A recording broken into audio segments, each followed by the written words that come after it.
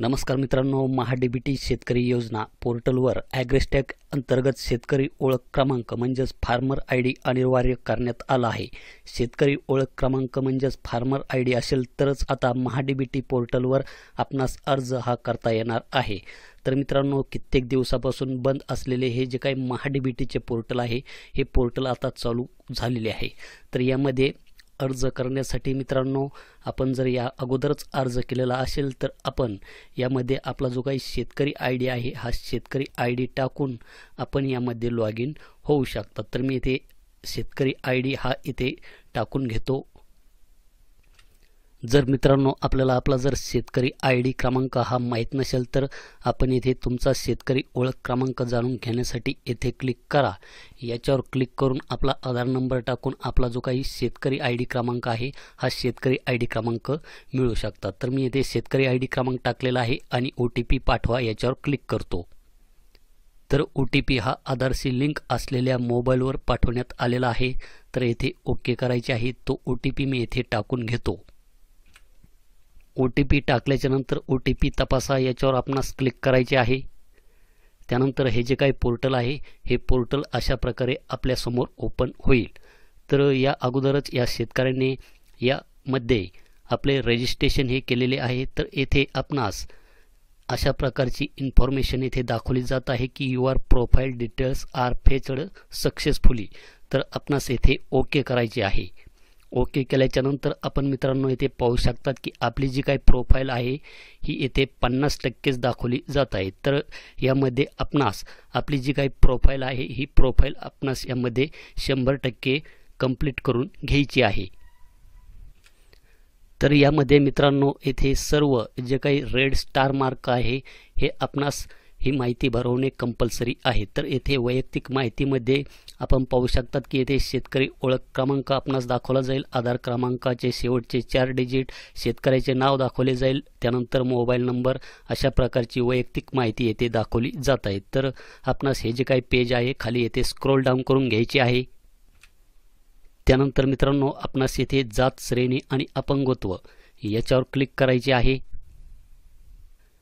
तर मित्रांनो आपणास येथे जात वर्गवारी ही विचारली जात आहे। तर येथे निवड करा, यामधून आपली जी काही कास्ट आहे ही कास्ट यामध्ये निवडून घ्यायची आहे। SC असेल तर SC, ST असेल तर ST, किंवा आपण येथे हे जर दोन्ही जर आपण या कॅटेगरीमध्ये नसताल तर आपण येथे ऑदर हे ऑप्शन आपणास यामध्ये निवडायचे आहे। त्यानंतर मित्रांनो येथे खाली पर्सनल डिसेबिलिटी स्टेटस, तर यामध्ये कोणत्याही प्रकारचे अपंगत्व यामध्ये निवड करामध्ये जर आपल्याला कसल्याही प्रकारचे अपंगत्व असेल तर आपण येथे यस करायचे आहे। यस जर केलं तर आपणास यामध्ये जे काही अपंग प्रमाणपत्र आहे हे आपणास यामध्ये अपलोड करावे लागणार आहे। तर मी नो हे ऑप्शन येथे निवडतो। त्याचप्रमाणे मित्रांनो येथे जात वर्गवारीमध्ये सुद्धा आपण जर येथे SC हे ऑप्शन निवडले तर यामध्ये आपणास जे काही जातीचे प्रमाणपत्र आहे हे जातीचे प्रमाणपत्र यामध्ये अपलोड करावे लागणार आहे। त्यानंतर मित्रांनो आपणास हे जे काही आहे हे ते सेव्ह करून घ्यायचे आहे।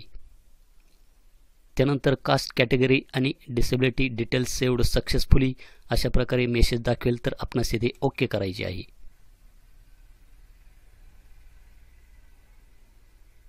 तर मित्रांनो आपण पाहू शकतात की आपली जी काही प्रोफाइल आहे ही आता 100% येथे पूर्ण झालेली आहे। त्यानंतर मित्रांनो आपणास जर एखाद्या घटकासाठी यामध्ये जर अर्ज करायचा असेल तर घटकासाठी अर्ज करा हे ऑप्शन आपणास यामध्ये निवडायचे आहे। त्यानंतर आपण कृषी यांत्रिकीकरण, सिंचन साधने व सुविधा, फलोत्पादन यापैकी कोणत्याही एखाद्या घटकासाठी यामध्ये अर्ज हा करू शकता। तर मी इथे फलोत्पादन यामध्ये बाबी निवडा याच्यावर इथे क्लिक करून घेतो। त्यानंतर आपणास येथे आपला तालुका, आपले गावाचे नाव आणि त्यानंतर येथे फार्मर आय डी हे जे काही ऑप्शन आहे हे ऑप्शन नवीन जोडण्यात आलेले आहे। तर येथे निवड करा। तर येथे आपणास बऱ्याच प्रकारचे जे काही फार्मर आय डी आहे हे फार्मर आय डी येथे दाखवले जात आहे। तर यामध्ये समजा मी जर हा जो काही वरचा फार्मर आय डी आहे हा फार्मर आय डी येथे जर सिलेक्ट केला, त्यानंतर येथे सर्वेक्षण क्रमांक म्हणजेच आपला गट क्रमांक आपण येथे पाहू शकतात की येथे 301 हा दाखवला जात आहे।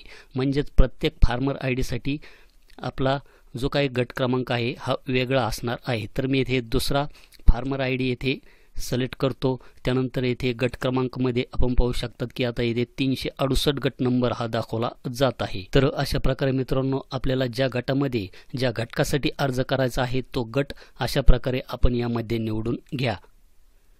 त्यानंतर येथे घटक प्रकारमध्ये इतर घटक नॉन प्रोजेक्ट बेस्ड हे ऑप्शन मी येथे निवडतो। त्यानंतर बाब निवडामध्ये कांदा चाळ पॅक हाऊस हे ऑप्शन मी निवडलेले आहे। त्यानंतर उपघटकमध्ये कांदा चाळ हे ऑप्शन येथे निवडतो। तर कांदा चाळ या घटकासाठी मला अर्ज हा करायचा आहे। तर ही माहिती मी येथे भरलेली आहे आणि येथे जतन करा याच्यावर मी येथे क्लिक करतो।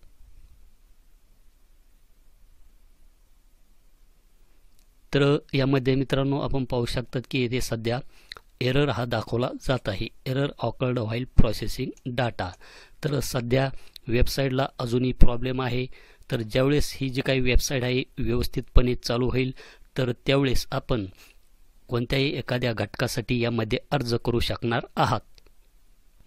तर मित्रांनो या अगोदर जर आपण एखाद्या घटकासाठी या अगोदर या महाडीबीटी पोर्टलवर अर्ज केलेला असेल तर आपणास यामध्ये आपली जी काही प्रोफाईल आहे ही प्रोफाईल एकदा परत कंप्लीट करून घ्यावी लागणार आहे। तर हे होतं एक महाडीबीटीच्या पोर्टल विषयी आपल्यासाठी एक महत्त्वाचं असं एक अपडेट। भेटूया अशाच एका नवीन अपडेटमध्ये। धन्यवाद।